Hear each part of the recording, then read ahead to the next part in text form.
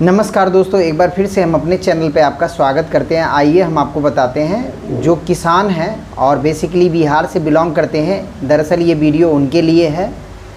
अभी बिहार में जैसे कुछ जगहों पे बाढ़ की स्थिति है, तो आप जिन लोगों का फसल धान वगैरह खेत में बोया हुआ था, उनके लिए सरकार ने ये स्कीम जारी की है, कृषि इनपुट, जिसके तहत फसल की जो क्षति हो चुकी है वो इस महीने की 6 तारीख के बाद आप आवेदन कर सकते हैं।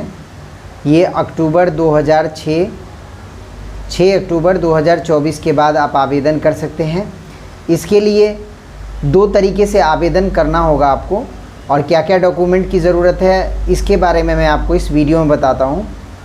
ये वो किसान जिन्होंने ऑनलाइन रजिस्ट्रेशन करा रखा है, वो सभी किसान आवेदन कर सकते हैं। जो अपनी खेती करते हैं वो सभी किसान आवेदन कर सकते हैं जो बटाईदार की खेती करते हैं। डॉक्यूमेंट क्या क्या चाहिए वो मैं आपको इसमें बता दूं। जो अपनी खेती करते हैं उनको डॉक्यूमेंट चाहिए किसान रजिस्ट्रेशन नंबर, आधार डिटेल, बैंक डिटेल और आपकी ज़मीन की डिटेल, कहाँ कितना आपका रकबा है, और उसके साइड में जो आपकी जो खेत है उसके अगल बगल में जो 2 किसान का खेत है उसका नाम, उसका मोबाइल नंबर, ये भी आपको लिखना होगा। कई बार क्या होता है कि ये वेरिफिकेशन होता है तो ये डिटेल्स भी चाहिए हो। और जो आप आवेदन कर रहे हैं, तो आप जो आवेदन करते हैं तो आप खेती करते हैं, इसके बारे में 2 किसान गवाह के भी आपको दस्तखत कराने होंगे। इसके लिए आपको वेबसाइट पे, कृषि विभाग के वेबसाइट से आपको एक फॉर्म डाउनलोड करना होगा कृषि इनपुट आवेदन के लिए। और ज़मीन की रसीद भी चाहिए। अगर आप अपने खुद किसान हैं, खुद आवेदन करते हैं, तो आपको ज़मीन की रसीद भी देनी पड़ेगी। ये सारे डॉक्यूमेंट आपके ऑनलाइन जमा होंगे, तभी आपको कृषि इनपुट सरकार देगी। और ये वो किसान भी आवेदन कर सकते हैं जिनके पास अपनी ज़मीन नहीं है, किसी और की ज़मीन में वो खेती करते हैं।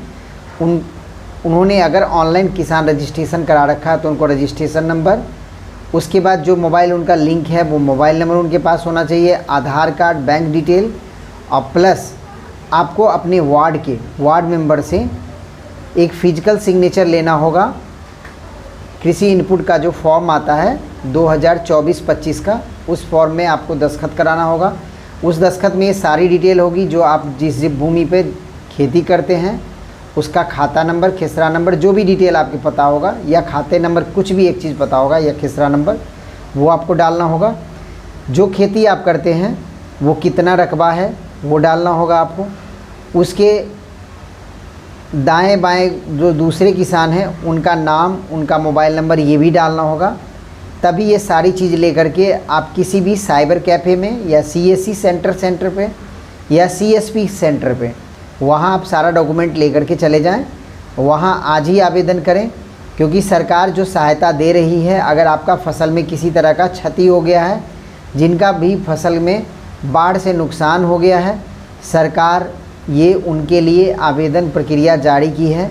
तो आज ही अपने आसपास किसी भी CSC सेंटर पर जा कर के सारा डॉक्यूमेंट दे करके आवेदन करें और सरकारी योजना का फ़ायदा उठाएँ।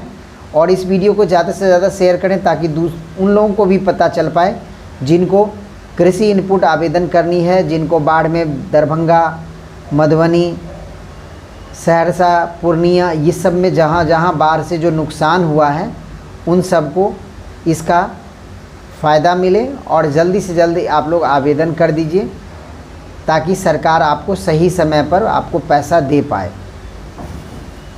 इसकी और डिटेल में आपको 6 अक्टूबर 2024 से ये आवेदन हो रहा है। इस आवेदन पे 1 हेक्टेयर पे आपको 8,500 रुपये दिए जाएंगे।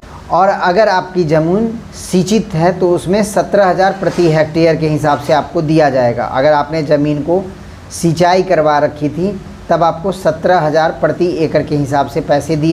और कुछ क्षेत्र ऐसे हैं जहाँ पे 22,500 रुपये प्रति हेक्टेयर के हिसाब से भी दिया जाएगा।